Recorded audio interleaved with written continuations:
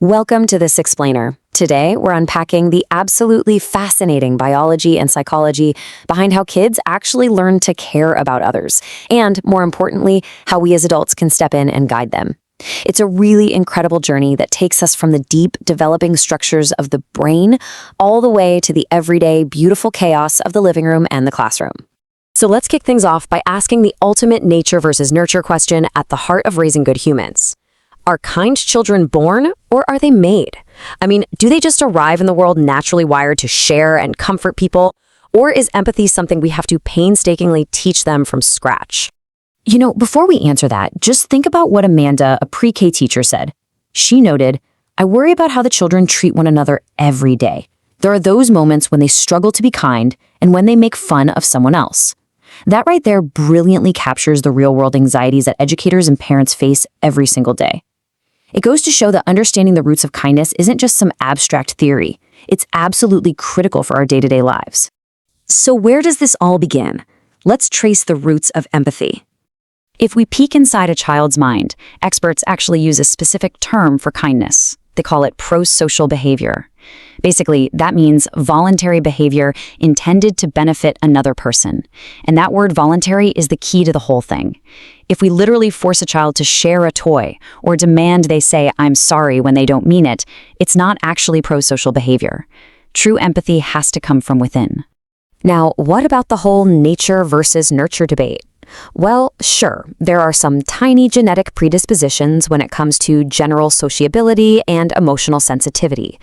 Some kids just happen to have a slightly more sensitive nervous system, but research heavily agrees that the environments we create are the true makers of kind children. Nurture, especially that strong influence from adults and their surroundings, is what genuinely cultivates empathy.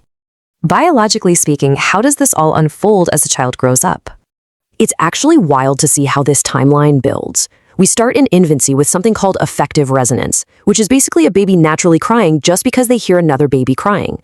By the time they hit 14 to 18 months, we start seeing spontaneous helping, like a toddler might just waddle over and try to hand you your dropped keys.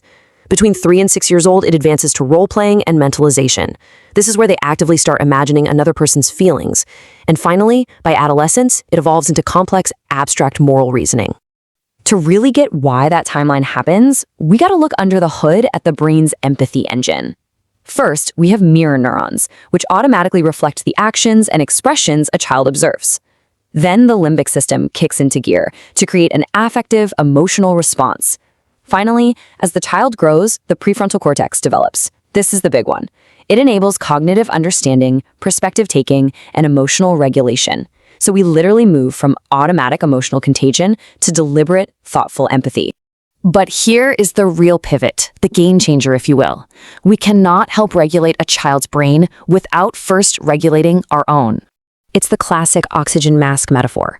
Just like the flight attendants tell you on an airplane, you have to put your own oxygen mask on before assisting others. You absolutely must regulate your own emotions before you can model regulation for your kid. I mean, if you are stressed out, completely exhausted, and overwhelmed, you simply cannot be an emotionally available model for them. This brings us to reacting versus responding. And honestly, this is huge. Reacting happens when we suffer an amygdala hijack. It's that fight, flight, or freeze response where our brain literally treats a bowl of spilled cereal like a bear attack. Responding, on the flip side, uses that prefrontal cortex for a calm assessment and a mindful pause. The thing is, our stress receptors can't always tell the difference between real life-threatening danger and everyday toddler chaos, which is exactly why we sometimes totally flip our lids. To make that shift from reacting to responding, you really have to figure out your emotional triggers. These triggers could be behaviors that clash with your core beliefs, like a kid throwing food in a nice restaurant. Or they might evoke really tough childhood memories, parental pressures, or even activate deep-seated fears. Becoming a mindful caregiver means recognizing these hotspots and past baggage, so they don't jump out and hijack your present reactions. So, how do we get past all that baggage? Well, the Gottman Institute gives us 3 really solid steps to stop acting like a kid ourselves when our buttons get pushed.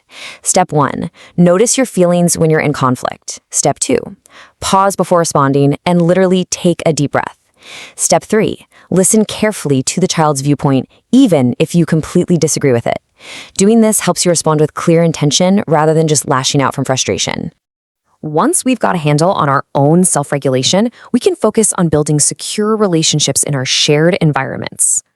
And this is absolutely crucial because early childhood educators are constantly citing bullying and aggression as top concerns in the classroom. But here's the good news. Research confirms that the best defense against this is a warm attachment at home. That security naturally translates to a child showing far more empathy toward their peers when they're in those stressful classroom settings. So what's the foundation of that kind of connection? It starts with cultivating secure, really warm attachments right at home. You can actually bank time by having brief, super positive moments of connection with the child throughout the day. It's also critical to avoid any physical or emotional neglect, as that severely stunts a child's empathy. And finally, coach kids through their negative emotions, but try not to become so overly involved that they end up focusing only on their own distress. Think of secure relationships as the fertile soil where a child's emotional literacy can safely take root. Let's get into some everyday actions and concrete strategies for pro-social growth. Here are some things you can start doing today. First up, and this might surprise you, try to avoid material rewards for being nice. While giving them a sticker might work for today, it totally backfires long-term because it reduces their voluntary generosity once those rewards stop coming. Instead, try induction discipline. That means explaining the actual reasons behind the rules and how their behavior affects others. You can explicitly prompt helping behaviors without forcing them. And most importantly, model pro-social behavior and respectful language in your own adult interactions. True pro-social growth comes from explaining the why behind emotions rather than just bribing kids to be good. Now, if we zoom out to a classroom or group setting, building a sense of community is incredibly powerful. You can display class photos showing the kids working together. Try pairing less pro-social children with highly pro-social peers so they can naturally learn by observation. You can also set up the physical environment to invite small group cooperation or use puppet activities to safely talk through tricky social problems. Because humans are naturally social creatures, subtly reminding kids that they are part of a caring group dramatically boosts their voluntary willingness to share and help. And that brings us to our final takeaway. Children are, quite literally, our mirrors. True empathy really starts with the grace we give ourselves in moments of stress. When you pause and respond mindfully, you are teaching them to do the exact same thing. Thank you so much for joining me for this explainer. As you go about your day, I'll leave you with this one question to ponder. The next time chaos erupts and you feel your lids starting to flip, what reflection do you want your child to see in you?